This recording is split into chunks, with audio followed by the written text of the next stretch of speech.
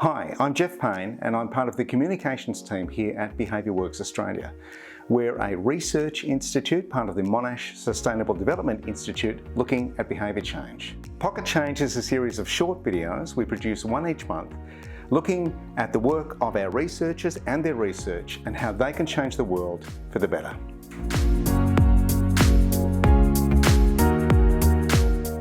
Hi, Jeff Payne here, and I'm talking to Alex Waddell about shared decision making. What exactly is shared decision making? So shared decision making in healthcare is really a process between clinicians and patients. It's an interactive two-way process where a clinician will present the patient with their risks and benefits of different treatment options, and they ask the patient to tell them about their preferences and their goals and their values, and they work together. They have an interactive discussion, maybe over one session or multiple sessions, and decide together what they're going to do next. Is this current practice across Western medicine? No, it's not current practice across all of Western medicine. Certainly there are clinicians that do it extremely well and patients that advocate for themselves so that it happens in consultation with their own clinician, but it's not the norm. So what are the barriers to shared decision making historically? Historically, medicine comes from a place of paternalism, so that the clinician knows what's best for the patient and tells the patient or decides for the patient. And it's really a one-way information exchange. So if I'm the clinician, I tell you what's best for you. We know now, though, that patients actually do better when they're involved in decisions about their care. They have better healthcare outcomes, their healthcare utilisation is lower, and some report increased quality of life if they've been involved in decisions about their care. What sort of interventions would you use to bring about this kind of behaviour change? So it's really key in shared decision making that it's not one size fits all. Interventions need to be really context dependent, so it's really important to work with different stakeholders within the context that you're trying to implement shared decision making to design something that suits them and their needs. And within those stakeholders, you really need patients to be involved, and you really need clinicians, as well as health service administrators and decision makers. So there needs to be a whole range of people involved. And then you need to look at the barriers and facilitators for shared decision making within that context. And then you can use behavioural science to map out what might work and, again, co-design with those people to come up with interventions that could work for their area.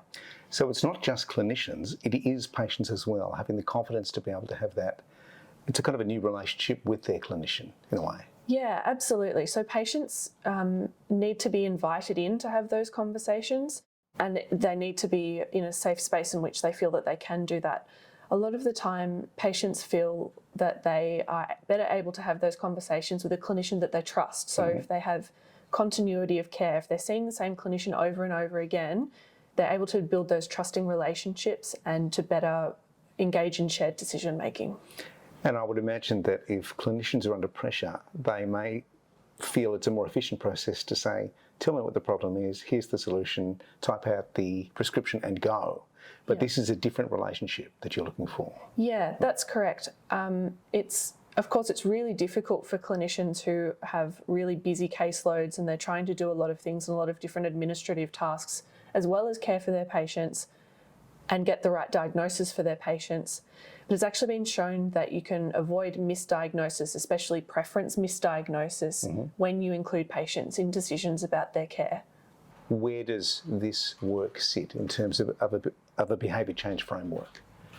So the framework that we used in this PhD was the theoretical domains framework. It's a framework rather than a theory by itself, so it integrates a whole bunch of different theories into one framework and helps you to step through the process of either predicting behaviour or understanding behaviour and the different barriers and facilitators that influence behaviour.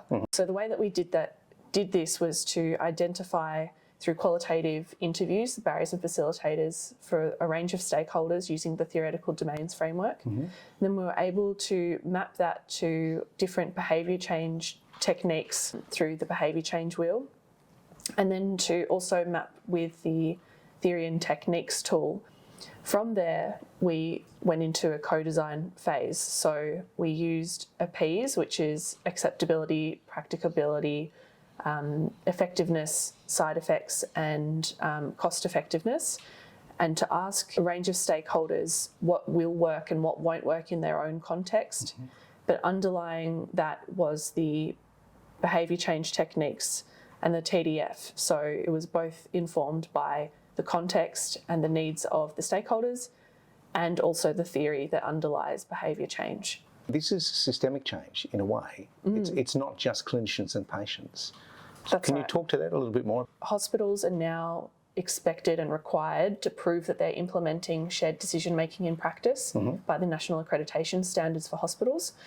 In Victoria specifically, we also have the Partnering in Healthcare framework, which requires health services to implement shared decision making within a 5-year period. So there's really 2 policy levers that are being pushed to help health services to implement shared decision making. But as we found from the systematic review, there's not a lot of evidence for what works. So hospitals are kind of left with this thing that we're supposed to be doing, but we're not sure of the evidence for how to do it best. Right.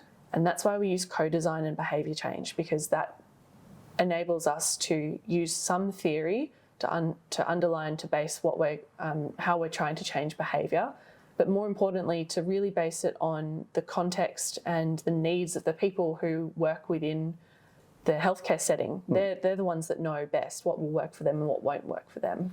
And did they generate any suggestions about how best to change this sort of behaviour? Yeah, they came up with 3 interventions. So the first intervention is changing electronic medical records so that clinicians are prompted to include patients in decisions about their care, but also so that patients have the opportunity before they see the clinician through the patient portal to be able to see that they will be having a conversation about shared decision making. The second intervention is a multifaceted mass media campaign within the health service. So text message, posters, email communications, to try and persuade people that shared decision making is something that is expected and done at that health service. And the final one is to establish a series of clinical champions within shared decision making for that health service. So helping them through role play exercises and through behaviour change exercises. So the other clinicians have got somebody that they can go to when they're trying to learn how to do shared decision making. Part of that is also for junior clinicians to be involved in role playing exercises within the health services simulation lab. So they practice with acting patients on how to do shared decision-making conversations. And then they're also given a mechanism through which they can collect instances of shared decision-making that they see from their senior colleagues. Is there an instance where it's not appropriate to use shared decision-making?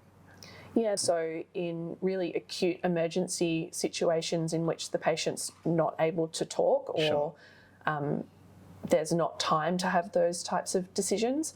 Has shared decision-making moved into maternal health in terms of women are much more empowered these days to choose the type of birth that they want? Yeah, women say that they want to be involved in decisions about their care and that they expect to. A lot of the women that I spoke to cited the Australian Charter of Healthcare Rights and said, it is my right to be involved in decisions about my care. So in some parts of medicine, it's already beginning to change and move. You're talking about a wider clinical approach to shared decision-making.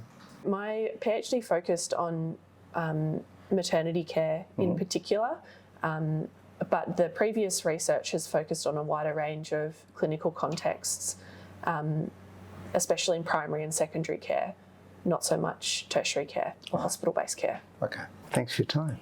Welcome.